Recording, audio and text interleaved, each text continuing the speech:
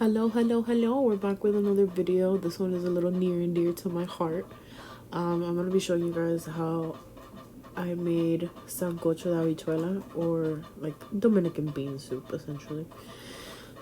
Some of the things I did are not traditional or conventional, so I know that. I know my mom is probably screaming at me, but whatever. I had to make do with what I had, and I had never made this before, so just kind of winging it off of what I could remember paying attention to my mom making.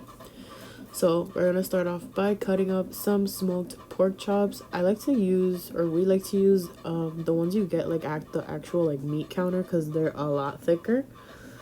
If you can't get them at a meat counter, obviously like packaged Smithfield pork chops are fine. And you're just gonna cut them up into relatively bite-sized pieces, and then you're gonna rinse them off. I don't know if it's just like a my family thing or like a Dominican thing or whatever, but we rinse them off just so that we can get some of that briny, like that saltiness that they have, because if you don't, like, them things is salty, bro. And I used to, because it's just for me and my dad, which after I made the soup, my dad's like, that's a lot of meat. um which you can obviously alternate this or make it however you want. This is just how I did it, based off essentially literally just memory. I didn't want to ask my dad. I think he was sleeping. Yeah. So next I'm gonna cut up some beef chunks. This is just beef stew. It's still, everything, like the meats are still kind of frozen, even though they were out for a few hours, but yeah, they're still kind of frozen. This is just beef stew, and I'm just cutting it up into smaller-ish pieces because it is a soup. It's gonna cook down. You don't want it to like disintegrate. What I say for everything, every time I've made a soup, slightly bigger than bite size, because again, we don't want these things to break apart, especially like stew beef. The cut of meat itself, it's like, I want to say it's not that because it's like super fibrous, but it's just because like it's gonna break apart after a while. Like I made enough. I still have some, and it's been like 2 days. So yeah, and then now we're cutting off some pork chunks. If you ever see me handling like pork meat in general, like if you see me with gloves, I'm allergic to raw pork. So if you see me with the gloves and then I don't, that's why. Yeah, I'm allergic to raw pork for some reason. I don't know if it's the preservative or what the hell.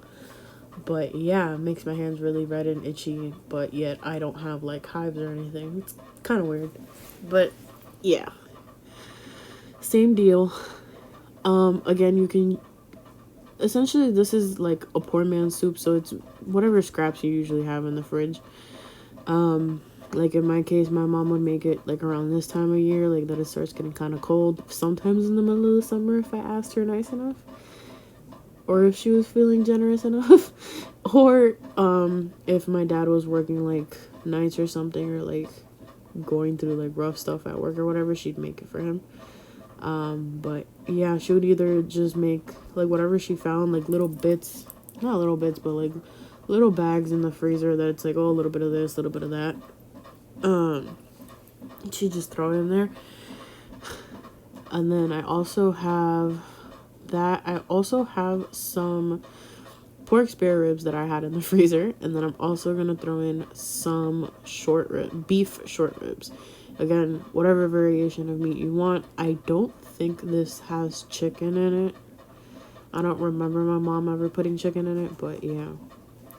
And then in terms of seasoning for all the meats, it's just my normal seasonings. So garlic and onion powder, ranchero, adobo, culantro, cilantro, adobo. I think I said that already. Oops. Vinegar. Yeah, all my normal seasonings that I use for, you guys have seen me use for other stuff and like making beans. It's same thing. Universal seasonings. Can never go wrong with any of these. Oh, oregano. I knew I forgot something. It was the oregano. Yeah, pretty much same seasoning that I'm gonna use in the meats. I'm gonna do same thing when I go and start making the bean portion of the soup. It's literally like making a giant pot of beans. You're just adding meats to it. Yeah, cut that up. Just crushing up some garlic again, all to taste. And you want to kind of heavily season the meat. Like, even if it comes off a little bit salty, that's fine. Simply because you are going to put this into a soup with a lot of liquid and it is going to sit. So it will dilute some of that flavor. That's something my mom always told me, like, especially when you're making, like, putting meats in a soup. Over season the meat because you are putting it into a pot of liquid. And it is going to sit. So it's going to wash some of it off, for lack of a better word. So that's fine. It dilutes it, I guess, is the proper word to use. So you don't need to worry too much about, oh, is the meat too salty or not. That's fine. Because, again, you are going to add water and liquid and whatnot to the soup. And then just gonna... Oh, Did I forget that? Yeah. I think I forgot the culantro to add it to something else. But yeah, that's what the culantro looks like. It's like a thicker leaf. It essentially, it's a stronger flavor of the cilantro. That's the best way I can explain it, honestly. My grandma used to grow this in her balcony all the time. Like, even in the regular grass, she had like pots, but in like the regular grass of the apartment, like, they would just grow. Because you can just plant the leaves just like that and it'll start to grow. But yeah, just mixing everything in now. These are the spare ribs I had. I only had like 3 or 4. Which had a different seasoning, and I washed it off because I'm crazy like that. Yeah, I'm just gonna mix everything up. Make sure to try to evenly distribute the seasonings as much as possible. And it is a little harder because the meats are still kind of frozen, but whatever. Now we get to the fun part. This is not conventional, so Dominicans, don't come at me in the comments for this. Normally you use a pot like the one you see in the back, like for that I normally make, like the carne guisada, something like that, to brown your meat. I was gonna say sofreír, but yeah, that's essentially what you're gonna do. You're gonna give your meat color. I started off with the short ribs first because they're a lot bigger.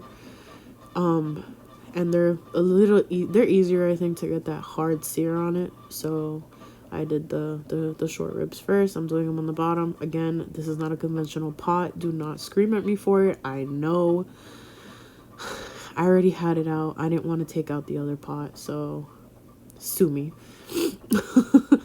So yeah, just brown your meat. Again, you want a nice dark hard sear on it. The short ribs are, again, the easiest thing to get the freaking sear on, I think. Yeah, I seared them off really good, or as good as I could, honestly. Yeah, and then you're gonna go ahead and you're gonna flip them. Try to get them as evenly seared everywhere as possible. And like, see, look at that. Yes, that's what you want. You want that darkness, that golden. Yeah, so just brown all your meats, and then again, if it starts to get kind of dry, add a little bit more oil if you want, or add some water to kind of I would say deglaze, if you want to say deglaze. Not really, I don't know. Just try to like the short ribs, at least try to get them as evenly browned as possible everywhere, I think, or as much brown as you can on them, because again, it's just adding more depth of flavor. This is real smoky. I was trying to get that smoke, and I was like, I hope this is not fogging up the camera and y'all can't see.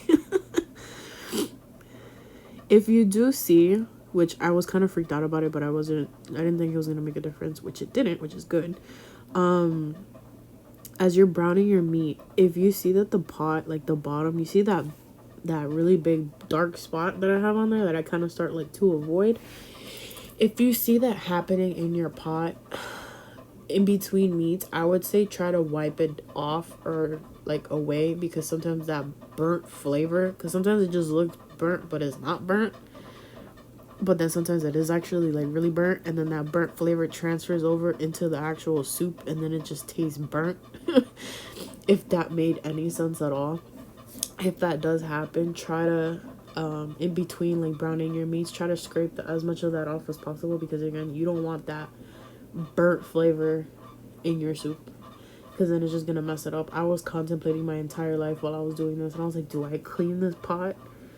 Do I get this out of here? And I was like, nah, I'll just avoid it and then I'll wipe it off once I'm done browning everything. But then I was like, damn, if I take that off, then it's gonna get rid of all this flavor I've developed with all these meats. I was so conflicted with myself, but I was like, you know what? I don't think it's burnt. So I kind of like turned the pot around at some point. And I was like, maybe if I flip it the other way. Because the thing is too, like, even though like the stove itself is level, like my floor is not level at all in my house. So like sometimes things don't work properly. Like my mom used to have problems baking cakes because like it wasn't level, so like the heat distribution wasn't right. So it was just a pain. So I figured that's what was happening here. It could also just be the pot itself, that it's not flat on the bottom. So that little piece right there is what's making all the contact with the heat. But it didn't cause a problem. It didn't alter the flavor of my soup at all. So I was okay with that and content. Yeah, and I just browned everything off, which I realized at the end too. I could have, or I should have browned my pork chops as well, because again, more flavor, all the butter. But I forgot to do that. That was my mistake, but that's fine. Also, something that goes in here, which you guys aren't gonna see me put in because I forgot, and because the ones I had weren't overripe, was plantains, plátano. But you need green plátanos. Mine were yellow. That's the part I was kind of forgetful on. I wasn't sure if it was like what my mom used to do with sancocho, that she would kind of like she would grate it like on the finest side, like on the finest grater, to kind of use it as a thickening agent for the soup itself. I don't remember if she used to do that with this. I highly doubt that she did, because the beans themselves, like, they thicken anyways, and she would just like mash them the way I do the beans to get it to thicken. So I think she would just cut them up and put them in the soup. But yeah, I couldn't do it anyways because the plátanos I had were yellow and they were gonna mess it all up. So I couldn't add plátanos, which is fine because I don't really eat them, but like whatever. But yeah, this is a lot of stuff. Like after I made all of this, my dad's like, that's so much meat. Which now as I'm watching this and doing this voiceover, I realized I had a lot of stuff. But I was just in the zone, man. I was in the zone. I know my mom was in this kitchen with me, helping me in spirit. I know it for sure, because this was so good. But yeah, I realized afterwards too, I think it's just because of the style of the pot. It was kind of hard to get a good sear on like the rest of the meat. Like I don't know, like the hard sear that I got on the short ribs in the beginning, like I could not get that on the other meats at all. At all. Could not. I was like, I can't let this sit any longer. Like I kept trying to see if I can get them to brown, and like they would not, for the life of me, they would not brown. They wouldn't get that sear. And I was like, dude, if I keep trying to do this, I'm gonna be making this soup until like 8 o'clock. It was like 3:30-ish. I don't know if you see it on my watch. It was like 3 something when I started making this. It was such a process. Now I see why my mom used to make this early in the morning. But yeah, the longer this sits, the better it tastes. I'm telling y'all, I'm on day 2. No, this is day 3. This is my 3rd day, and I still have so much of this left. It's so good. The longer it sits, the better it tastes. It's so good, guys. I promise you will love this. I think I'm done. This is my last thing to brown, I think. Oh my god. Also, if you're smart and not like me, in the process of you browning all of these things, you can go cutting up your aoyama. Oy, English. Pumpkin. There we go. Pumpkin. You'll see it there. I think you guys saw it in the beginning too. I just get a piece of like cut pumpkin. They come like that, at least in the Spanish supermarkets, because you're not gonna use a lot. At least my mom didn't. She never really put a lot of it. It was just for flavor, because like we didn't really eat it. But yeah, cut that up. Start cutting up like onion and stuff. Again, I was doing all of this by memory because I hardly remembered the process of all of this because this was my favorite food that my mom made for me, and I would always tell her, like, she's like, come learn how to make it, and I would tell her, like, I don't want to learn how to make it because this is something you're always gonna make for me, which is obviously not the case right now, but I paid attention like once or twice, so I'm literally going purely off memory and like hopefully her in my head guiding me how to do this. Yeah, so just brown. I got impatient. I was like, whatever, this meat's gonna pick up whatever color it wants. I'm just gonna let it pick it all up, and then we're gonna take it out, and then we're gonna start these beans, which is not gonna be anything crazy. It's literally, you guys have seen me make beans before, same process, just on a lot bigger scale, because I'm using a Dutch oven, or you can use whatever pot you guys have. I think you can use a soup pot. I'm not sure. Because, okay, normally we make this in a pressure cooker because you use, like, fresh beans. Like, the ones that come in the clear bag that they're, like, $2 for 5 pounds of beans. Usually use that. And then you, like, season the beans or whatever, and then you throw in all the meat and all the stuff. But me being me, I'm scared of pressure cookers. I refuse. So what did I do? Shortcut, canned beans. So you can use either or. It's fine. Traditional is like soften the beans in the pressure cooker and the whole 9 yards. I don't know how to do that. I'm terrified to do that, so not doing it. But yeah, we're normal bean process. So tomato sauce, oil, onion, cilantro, culantro, seasonings, so garlic powder, onion powder, sazon, adobo, oregano, vinegar, the oh my god, the ranchero. I couldn't remember it. Yeah, literally just right now I'm just gonna make a literally giant pot of beans. That's all I'm doing right now. I ran out of vinegar, had to grab it from the jar. But yeah, just gonna cook all of that on the bottom with all those bits of like whatever's left of the meat, all that fond. Look at me with these technical words. All the fond from all the meat. Just gonna add even more flavor. Of course, using a wooden spoon because I'm not trying to scratch up this pot. Yeah, and then we're gonna do that, and now we're gonna add our ginormal. Oh yeah, I forgot about the ranchero. I seen it on the back counter. I was like, oh wait. Anyways, now we're gonna add our beans. I feel like I added too much. I don't know. I added 2 of those like 1 pound can of beans, like those big ones. You see that? I added 2 of those, and you use red beans traditionally. I think that's how my mom always made them. I think she told me once, like, oh, I can make it with black beans. I'm like, no. We not switching it up. Red beans it is. So 2 cans of that, or if you have obviously fresh red beans, you can use those red beans. And normal bean process, right? Stir it up. Stir it. I don't remember what I did after this. Oh, okay. So I kind of tasted it a little bit, and it was a little bit like normal flavor, like kind of low on flavors, just a bit. So I added a little bit more tomato sauce, and then I also added some more adobo, and then I just started adding everything in. This is where you start dumping everything back in a pot. All the kids back in the pool. Everybody going back in the pool. So we're gonna put all these meats. Yeah, as I poured that in, I kind of regretted it. I was like, damn, I should have fried this in here first just to give it that extra flavor, but whatever. Too late.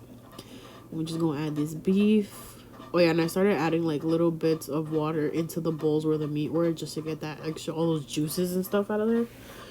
Because nothing goes to waste. Everything in here, all that seasoning, all that goodness. Putting everything, all the kids back in the pool, and then like I started to stir it around because I was realizing I'm running out of room.